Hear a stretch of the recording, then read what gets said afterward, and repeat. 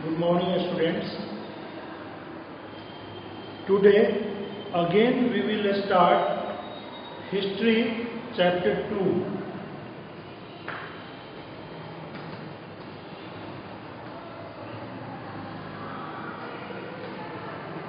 And you are aware that the names of the chapter is New Kings and Kingdoms.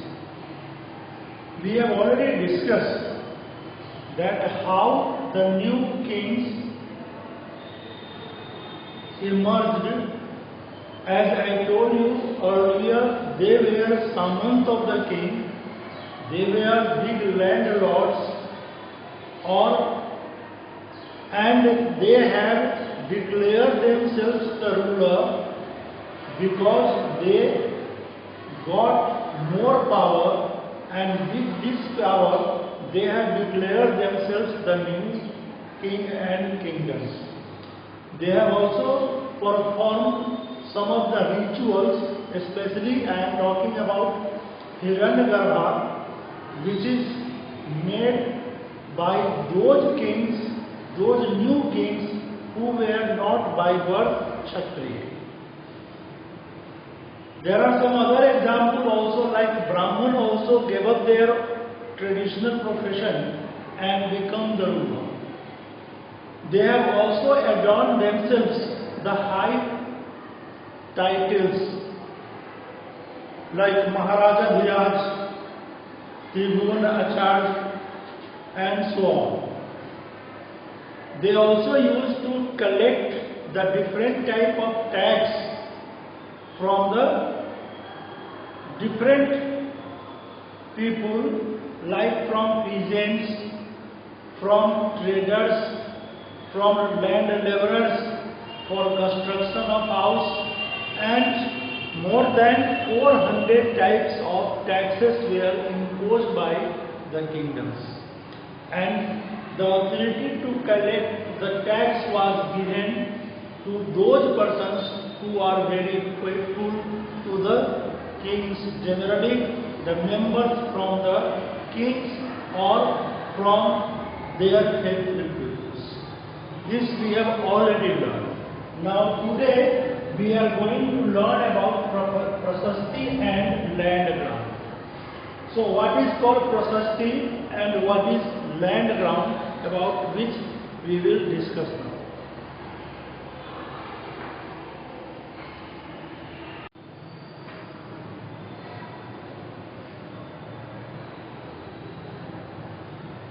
Prasasti were the written account of the kings.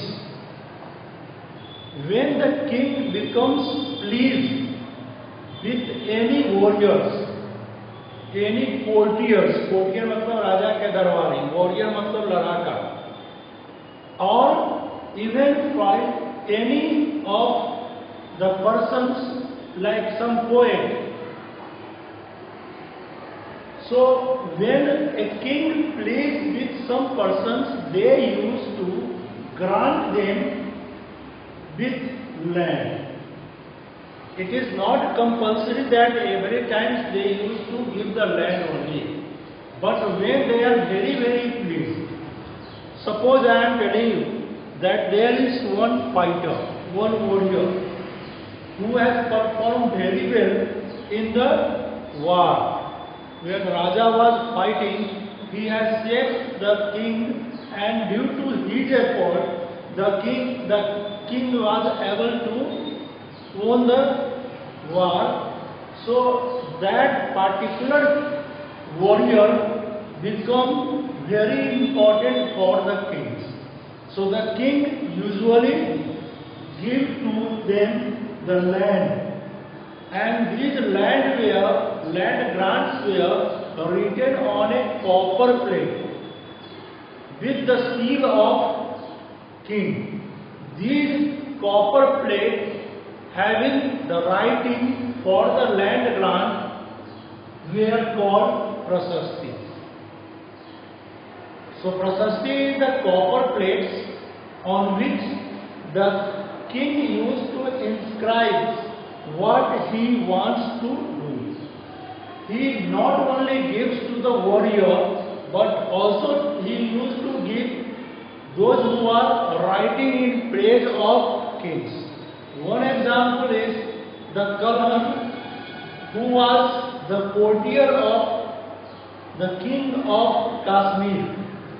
So he has written in praise of king, and that is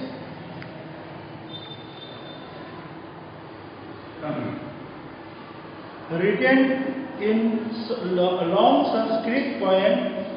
It contained the history of king he ruled over Kashmir. It was composed by an author named Kalhan. He used a variety of sources. Naturally, the variety of sources like what the previous king has written, what the historian has written, that is literary source and archaeological source. These all source he has written, and he has written a poem in the praise of his king, that is the king of Kashmir. So king is pleased with him, and he has granted him land grants. So that is written on the Prasasti. You may find the picture on page number 19. This is the picture given. This is the picture given for Prasasti. It is a copper plate.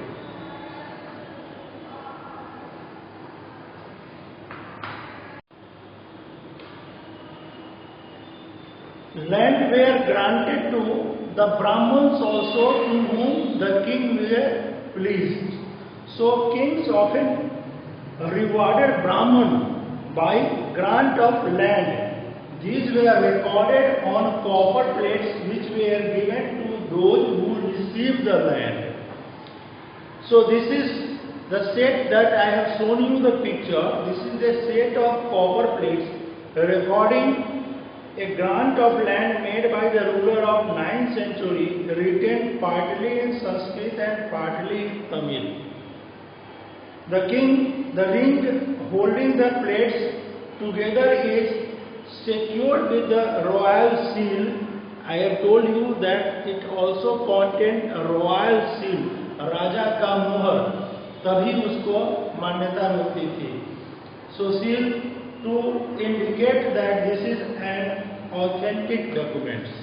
So whenever lands were granted to Brahmins, to the warriors, or to poet, or any other courtier to whom the king used to please with him, he used to give them the land grant other than the other gift. And it is written on a copper plate which is called Prasasti.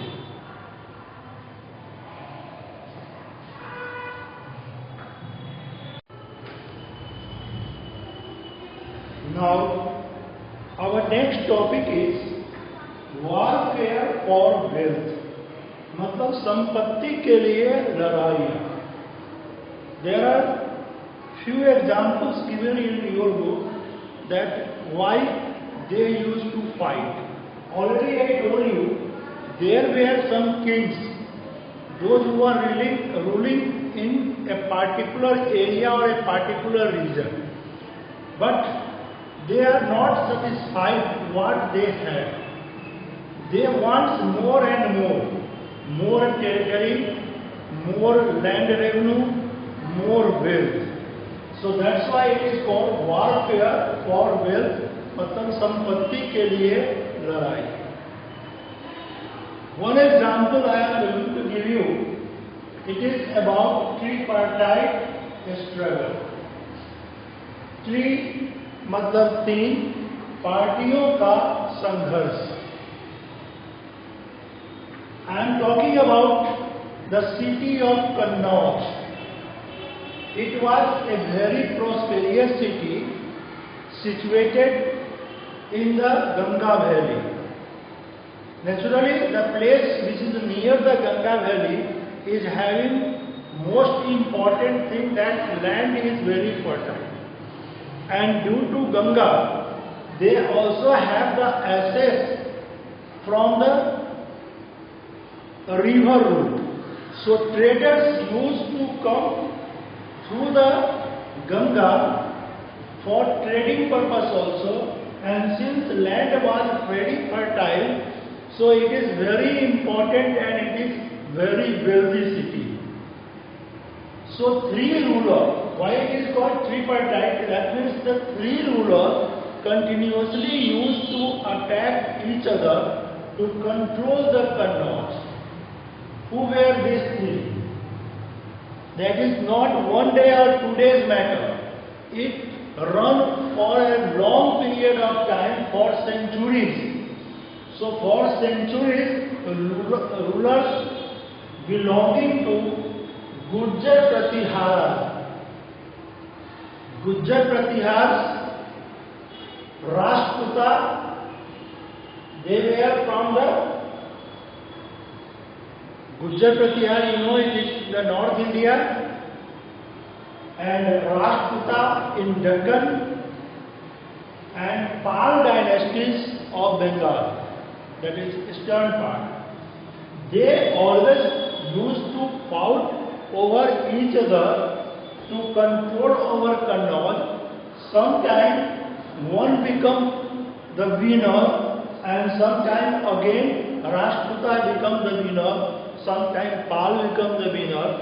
So for centuries, मतलब सालों सैकड़ों सालों तक इस तीन dynasty के राजा एक दूसरे पर आक्रमण करते थे कन्नौज को कंट्रोल करने के लिए। कभी ये सफल होते थे, फिर लड़ाइयाँ होती थी, कभी ये सफल हो गए, कभी पाल सफल हो गए।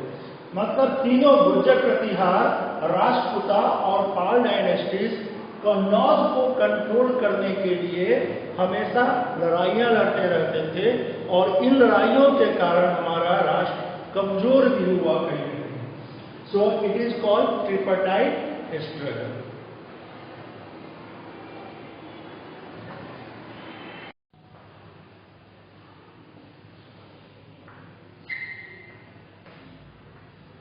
Now, under the heading warfare for wealth, we have learned tripartite struggle. Second example is of Sultan of Muhammad of Ghazni from Afghanistan. He ruled from 997 AD to 1030 AD. And during this period, he has attacked many times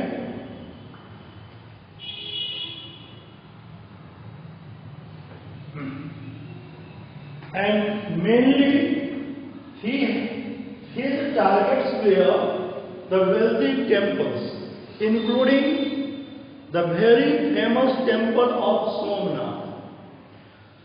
Not only the Somnath, he used to plunder the wealth of temples. Why temples? Why his target was temple? Because generally the people used to donate the money or whatever the wealth they are having, so they used to donate to the temples. And temples were very important those days, because they not only get or receives the money or wealth from the common people. In fact, the king also used to make the temples, elaborated temples, with expending a lot of money. And in that temples, a lot of gold, silver, diamonds, that is precious gems used to be kept. So that is the main reason for targeting the temples. So Mahmud of Ghazni between 997 to 1030 AD has plundered many times in India, and his targets were wealthy temples.